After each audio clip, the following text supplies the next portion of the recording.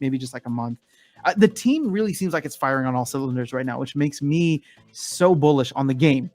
Where the tokenomics go, I don't know. That's going to be, that's a lot of that's going to be determined by the broader market, and a lot of that will also be determined by how well, the marketing ends up going, or not. I mean, I'm sure we can marketing to a certain extent, but like, how much are people like exploring new games, right? Now, okay, what makes me excited and what I've been thinking about, and I haven't like formulated like thoughts enough to make a video on it yet, but definitely enough to kind of spitball ideas here with you guys is, how could there be another bull run, right? Like, what caused so many people to come in last year?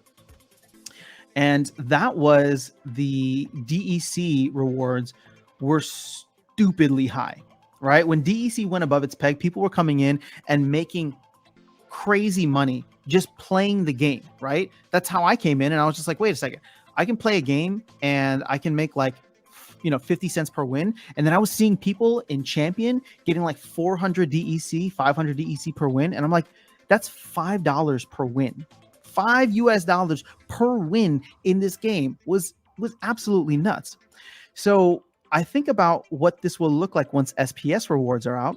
And I do believe that there's still going to be a lot of sell pressure on SPS. But if SPS can pump with, let's say, Rift Watchers coming out, or if SPS pumps because some other types of airdrops, basically the team has every incentive to get SPS price going up, because the moment that this game has a mechanism in which people can earn a ton of money for playing the game, right? Not investing, but playing the game. It makes me think of DFK. It makes me think of Steppen. It makes me think of a lot of these other games where, I won't lie, it's probably going to end up being a pump and dump scenario because SPS won't go up forever. But it could create this crazy momentum where even in a bear market, we've seen other projects move up, or moon, I should say.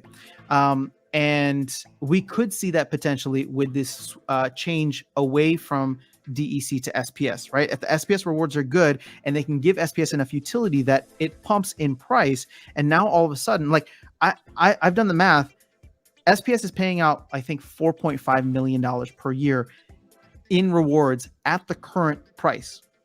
Now, just imagine if Rift Watchers and airdrops and promo cards, whatever, can just temporarily, right? Even just temporarily pump that price from 4 cents to 10 cents or 20 cents. I mean, then we're talking about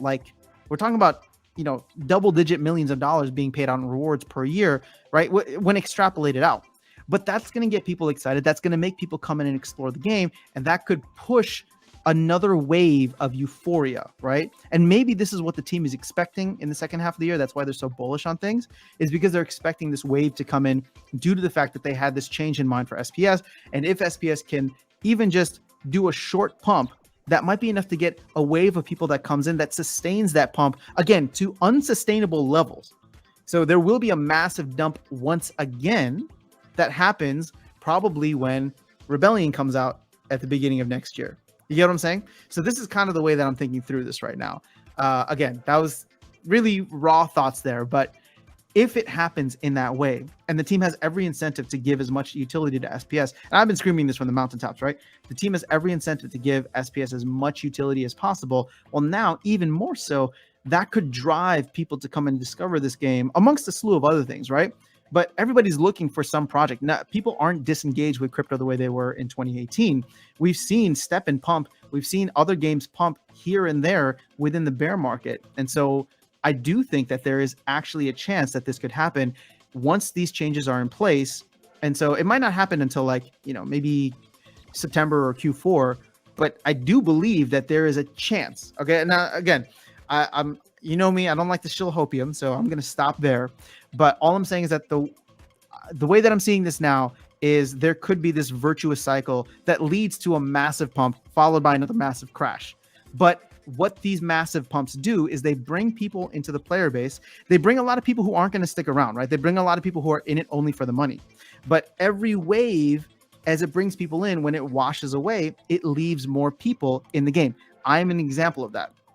I came in from the investment side, didn't care about the game, but once I tried the game, I really enjoyed it. And I think the game experience has gotten tremendously better, especially today. Today, with the release of modern format, I think the game experience has gotten tremendously better. Rank rewards, modern format.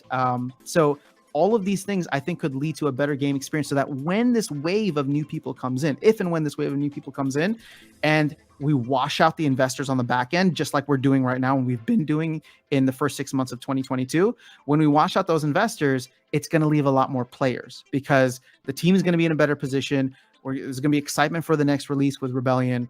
I don't know. That's what gets me bullish. And I can see now why the team is very bullish on where things can go.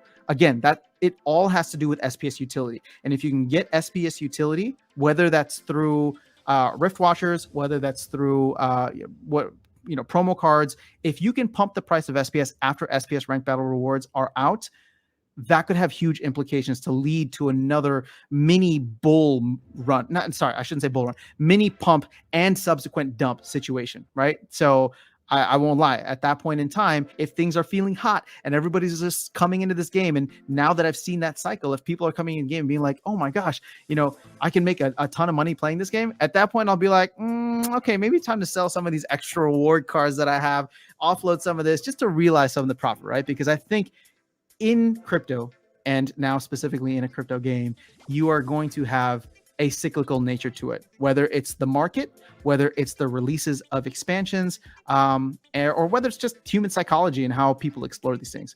Sure, can we hit like an up only moment where, something like what happened with Axie? Maybe, but even then, look at where Axie is at right now. So I don't know. That's my thoughts on it. Super raw, but it is what it is.